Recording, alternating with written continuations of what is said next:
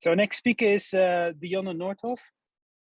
I saw her online somewhere. If she can, there she shows a video already. Hi. Dionne is an associate professor at the Center for Elite Sports Research at the Norwegian University of Science and Technology. And her research there focuses on exercise physiology in endurance sports, mainly cycling, cross-country skiing. But she's also part of the research team of the Fendura project, which focuses on female endurance athletes. And that project aims to improve, the little knowledge we have on hormonal and other female-specific aspects that impact exercise and performance, and also health in the end. And she will guide us through this project in her presentation. The floor is yours, Dionne. Thank you. It's always a bit unsure, but can you see my correct screen? Perfectly. Okay, good. So I will provide you with some info on the female winter sport athlete. With correct screen, you meant whether we see your full screen, right? We see no, we see your PowerPoint, okay, not the full screen one. Sorry. Yeah.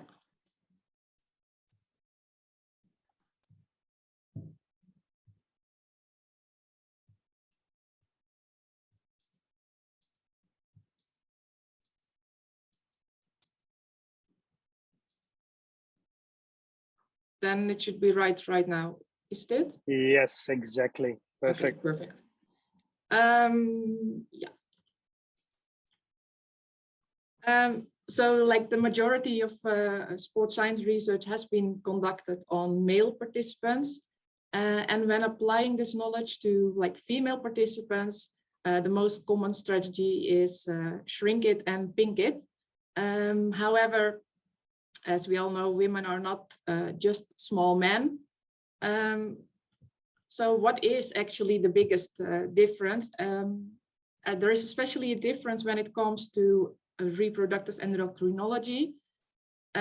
So we have to look a bit closer at the ovarian sex hormones.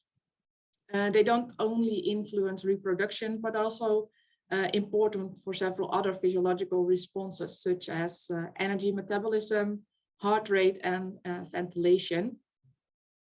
And since these ovarian sex hormones fluctuate throughout lifespan, but also within and between menstrual cycles, it can be expected that they also significantly influence both acute and chronic adaptations in the female body. So we need to have a closer look at the menstrual cycle. And in this figure, you see the fluctuations in estrogen, the pink line, and progesterone, the green line. And based on these hormonal fluctuations, we can distinguish 4 distinct hormonal environments. The first one is the early follicular phase, when both estrogen and progesterone are relatively low. And the early follicular phase starts with the start of the bleeding phase. The next one is the late follicular phase, when estrogen is at its highest and progesterone is just a bit higher than during the early follicular phase. This phase is quite difficult to determine and can only be done when you measure these hormonal fluctuations daily or do it retrospectively.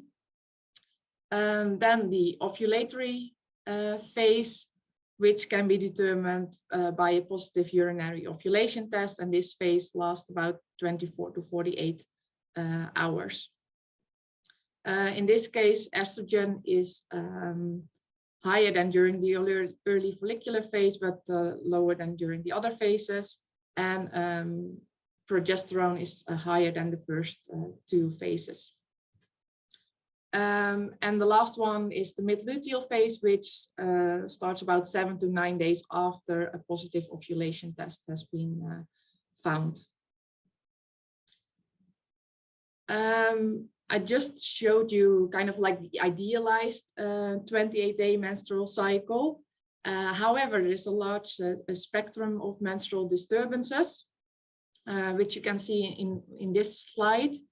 We start on the left side with the ovulatory menstrual cycle, which is like a menstrual cycle in between 21 and 35 days, and with the hormonal fluctuations that I showed you on the previous slide. Then the next one is one of the subclinical menstrual disturbances, Luteal phase defect,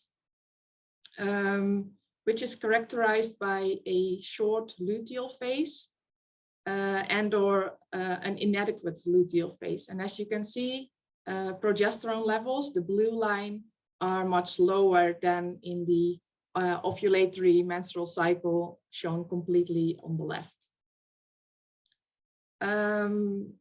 Then another subclinical menstrual disturbance is the anovulatory one.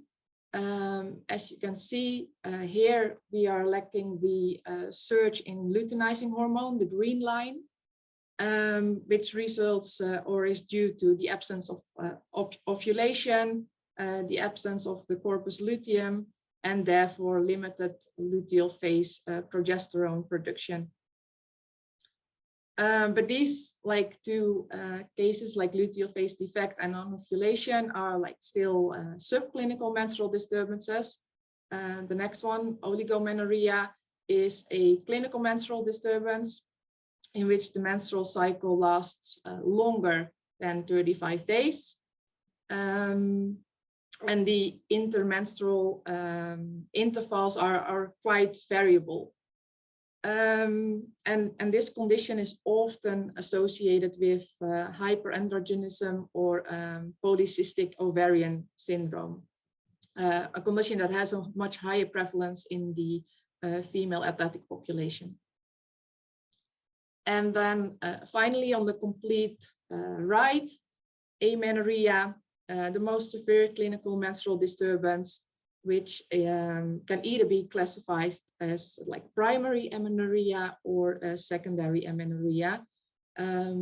Primary amenorrhea is defined as the failure to menstruate by the age of 15 in young girls with secondary sex characteristics. And secondary amenorrhea is defined as the abnormal cessation of menstruation after menarche, so after your first menstrual cycle, for at least 90 days or 3 menstrual cycles. And in the athletic population, this happens quite a bit and is often due to a condition called low energy availability, which means that the body has not enough energy to fulfill all normal bodily functions in rest. So the athletes are either having eating disorders, or they are just eating too little for the amount of energy they are using during their training sessions.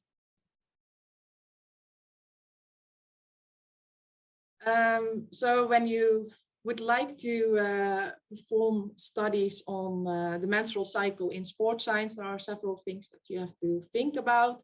And maybe the most important one when determining menstrual cycle phases is that you try to use the 3-step method, which consists of first calendar counting method, which is that you ask the athletes to just put down in a calendar their first day of menstruation, and do that for consecutive menstrual cycles.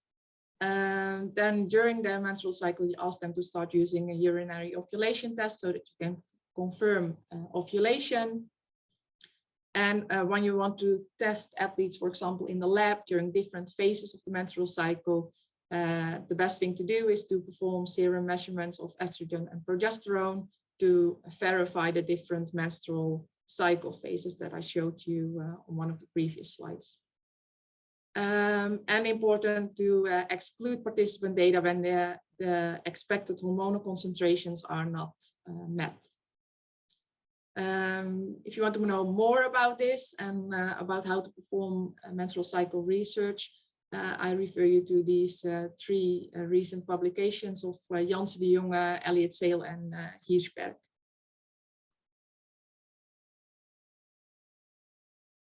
So The last few slides focused on the natural menstrual cycle, but we all know that a lot of women are using hormonal contraceptives, and in the athletic population that is about 50%. Hormonal contraceptives can be divided in two groups: the progesterone-only hormonal contraceptives and the combined hormonal contraceptives, so in which you get in both estrogen and progesterone. And also within these two types of hormonal contraceptives, there are several different delivery methods and brands, all with different hormonal concentrations and different types of and different actions. And a recent meta-analysis showed that they possibly result in different influence on training and performance. In a recent questionnaire study, we analyzed the responses of 140 female cross-country skiers and biathletes, both hormonal contraceptive users and non-users. And what we found is that 50 and 71% of participants reported improved or reduced fitness respectively during specific phases of their menstrual cycle. However, only 7% of athletes planned their training according to the menstrual cycle, and only 27% of athletes communicated with the coach about this topic. And this number was even a bit lower when the coach was a man compared to a woman. So it seems like there is something to gain in this area, which is also what Tiril Eckhoff, one of the Norwegian biathletes, experienced when she took a bit more control about her menstrual cycle.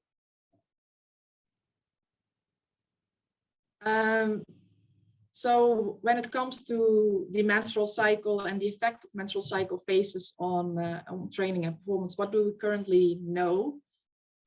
So we know that the menstrual cycle phases influence physiology, for example, body temperature, heart rate, metabolism, and ventilation. A recent meta-analysis showed that performance might be trivially lower during the follicular phase. Muscle damage and inflammatory processes seem to be enhanced in the follicular phase, which suggests that you or women might need a bit of a longer recovery period in this follicular phase. A higher training strain and monotony have been found in the follicular phase compared to the ovulatory phase. But the available research is often of poor quality. Contrasting results have been found. Only a few studies have been conducted on elite athletes, and there is a large intra and inter-individual variability. So at the moment, it's not possible to provide any guidelines to athletes and their coaches, for example. So it is clear that more research in this area is needed. Therefore, we are currently working on the Vendura project, the female endurance athlete exploring the missing link in exercise physiology. This project is led by the School of Sports Sciences at UiT, the Arctic University of Norway, in close collaboration with NTNU, the Norwegian Top Sports Center, Norwegian Ski Association, and the Biathlon Association. And the objectives are to provide a scientific basis for optimizing long-term training responses and performance development of female athletes in endurance sports, and in addition to minimize health-related side effects specific to female athletes. When you want to know more or stay up to date on the Vendura project, please have a look at the Twitter account. And to be able to work on these objectives, the Vendura project benefits of a large project team with 3 PhD students, 2 postdocs, several scientific collaborators, and collaborators within sports practice. One of the work packages focuses on the effect of the menstrual cycle phases on performance determining variables and training responses in female athletes. This is the PhD project of Madison Taylor. She almost finished the first data collection. So from that side, no first results yet, but hopefully they will follow soon. In the last year, we did a project related to this work package, which was performed by a master student of mine, Virginia de Martin Topranen. And I will tell you a bit more about her project. As it was a master project, it can be seen as a pilot study. Luckily enough, Virginia is continuing her project as a research assistant at our center.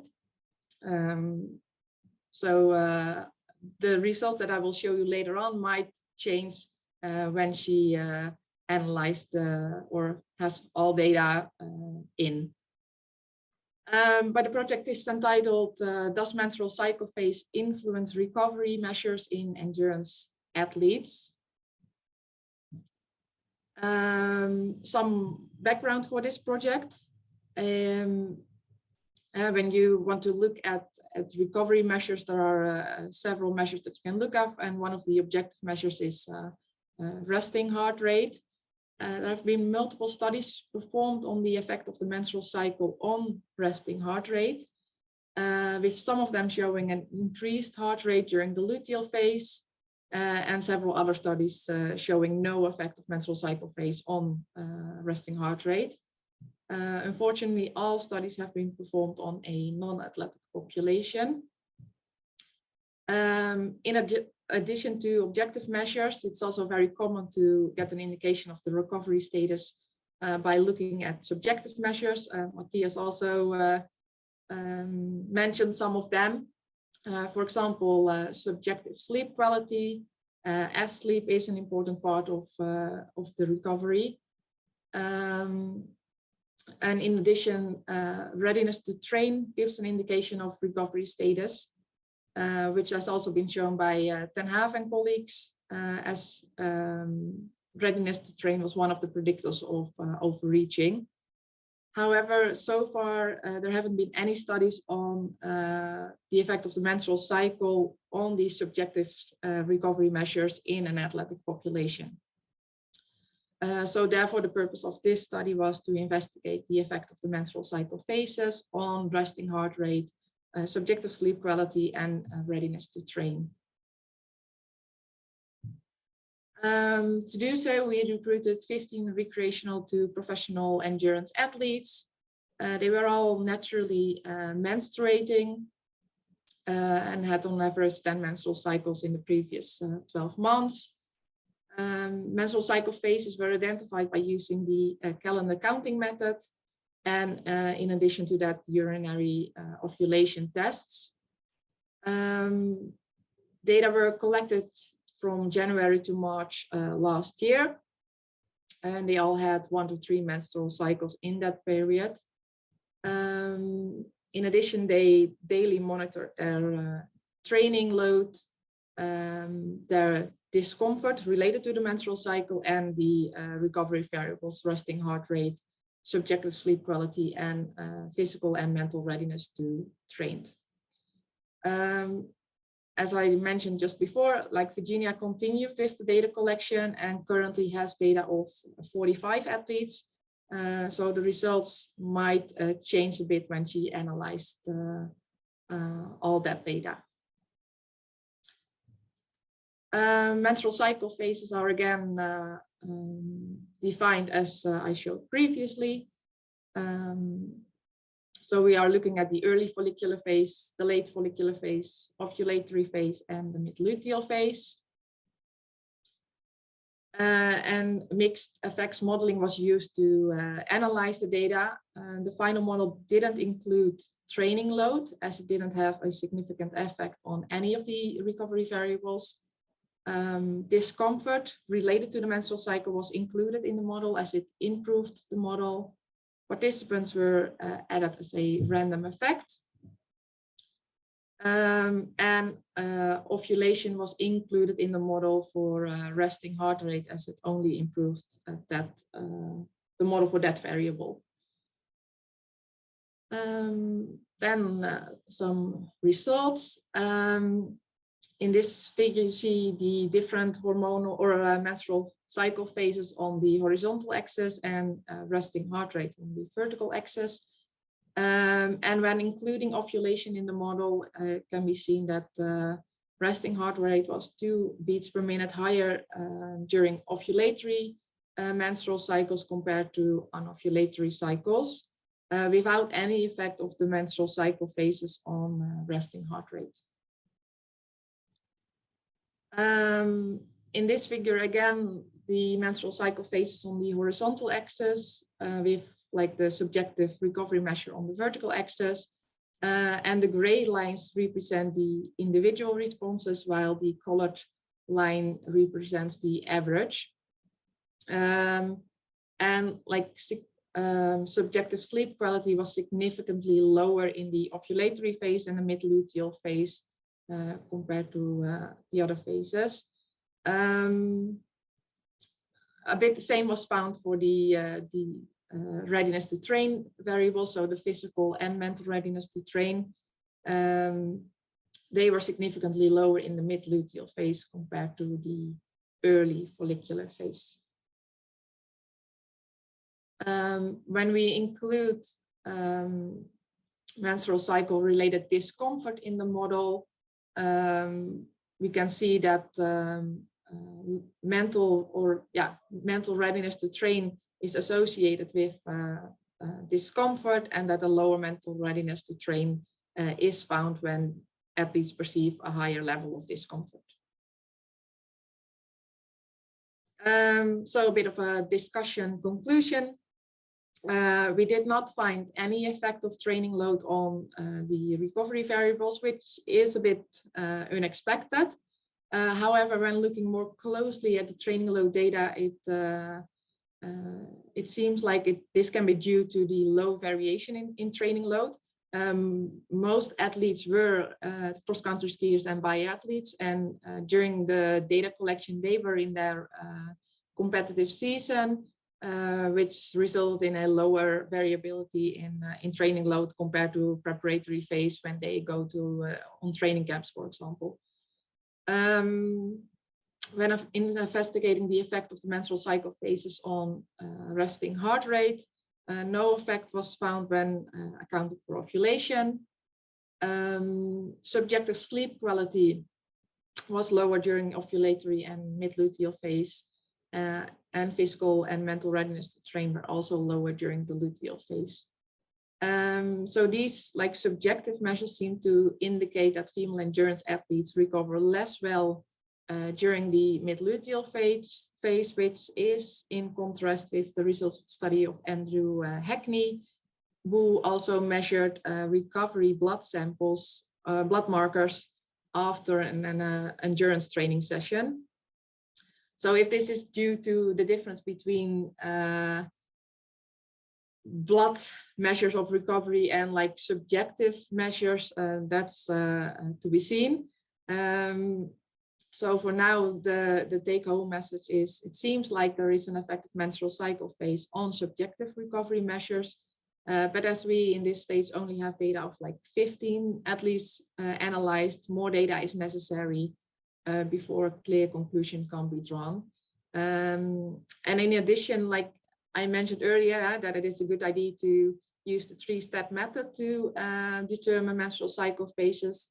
And in this study, we only used 2 of those methods. So we didn't verify menstrual cycle phases with blood samples. So it would be good to kind of replicate this study once, when also verifying menstrual cycle phases with blood samples, especially because we know that a lot of athletes, in addition to anovulation, suffer also from luteal phase defects, which results in that they don't really have a luteal phase, and it would be a bit strange to include their data in such an analysis.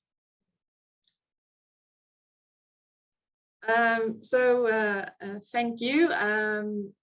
I hope you found this interesting, and when you are interested in winter sports research, I would like to tell you to save the date for October, as then the Nordic Winter Sports Conference is held in Östersund.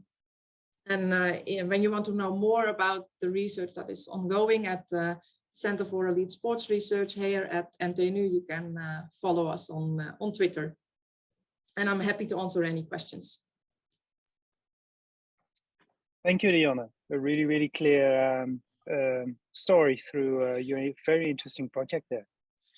Are there any questions? If anyone has a question, please put them in the chat. In the meantime, maybe I have a question for you, Dionne. Yeah. We're looking for evidence around all these topics, and we know there's clear differences and influences of hormonal cycles on female athletes. But in the absence of evidence, what is being done in practice around this? How do your teams deal with it? Like as I showed in this questionnaire study, so far not a lot of athletes are paying attention to the menstrual cycle. They are not really talking about it with their coaches. But I think more and more it will be normal, at least for example, Olympiatoppen, so like the Norwegian NOC-NSF, they started including menstrual cycle data in their training diary. So currently athletes are asked to report when they have the bleeding phase, menstrual cycle related discomfort and those kind of things, so that it becomes easier to see patterns for themselves, but also for their coaches, and to maybe take into account their menstrual cycle when, for example, planning training sessions, which is also what this Norwegian biathlete Tiril Eckhoff did. She experienced that she was much stronger during her ovulatory phase. So she started to kind of shift her strength training sessions a bit more to the ovulatory phase, because then she had the feeling that I can benefit more from those strength sessions when I perform them in that specific phase of the menstrual cycle. Yeah, I think you kind of answered my follow-up question as well, because you've shown some of the negative effects of the menstrual cycle, but are there maybe any indications that are also some phases where there's some positive effects, like, the opposite of the negative effects, so better responses, better training? Yeah, so there's still no solid base to say, okay, there is real evidence that we can say that you have to do more specific sessions in a specific phase of your menstrual cycle. They're a bit more for strength sessions than for endurance training. There is nothing really known about this, so it's quite hard to give guidelines on that. But the only guideline that I can give is for athletes to just start monitoring your menstrual cycle, start monitoring the side effects that you experience, and then it becomes possible to kind of see maybe some relations. So it's really an individual story then for each athlete. Yeah, it might be. And that's of course also because a lot of athletes are using hormonal contraceptives, and all different products have different hormonal concentrations, which makes it very hard to kind of group all athletes. That's of course a bit easier when you have only naturally menstruating women. But again, in sports, they often have menstrual cycle disturbances. So then it becomes again a very individual story. Oh, very interesting. And I think me and many others on this call are looking forward to some of the outcomes that come of this study, which will definitely benefit female athletes in the future. Thank you, Dionne. Yeah. Thank you.